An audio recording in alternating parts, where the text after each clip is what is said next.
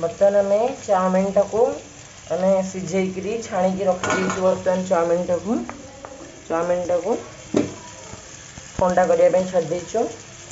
तापर आम कड़े पियाज गाजर एकाठी पकईकरी आम टिके भाजुचु। पियाज देखो आम लाल हो आसला से तो आम टमाटा रखीचु। बर्तन आम टमाटा पकई सारे टमाटा बर्तन टी समय फ्राए हाँपी छाड़दे। गैस टी लो फ्लेम रे देदेबा।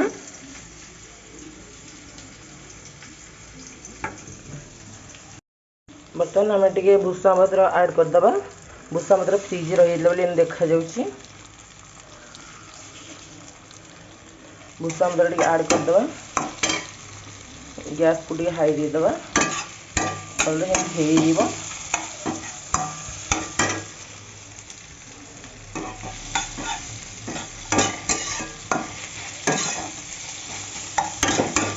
टमाटो पियाज गाजर आम चाहिए कैप्सिकम ऐड कर जेहेतु आम कैप्सिकम रखिनु घरे कैप्सिकम ऐड कर पारना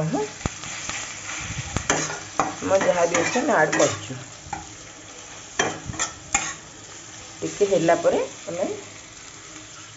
कौन करा कह बर्तन टे हलदी ऐड करदे। जस्ट टिके नग हल्दी ऐड करवा। आमर लुण स्वाद अनुसार ऐड करवा। जी परिमाण चाहिए आम ऐड कर लुण। तापर आम चिकेन मसला ऐड करवा। चिकेन मसला परिमाण अनुसार ऐड कले टेस्ट आसो। चिकेन मसला ऐड कले बर्तमान टे घाटी दबा।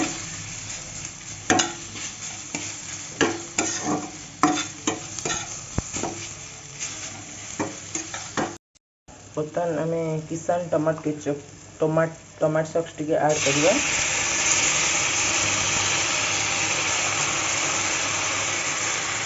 बर्तमान टे आम काश्मीर रेड चिली टी ऐड करवा।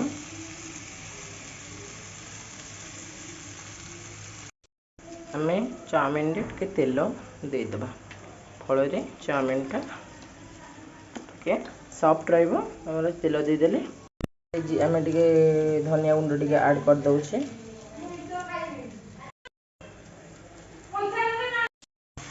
चाउमिन आम पकईदबा।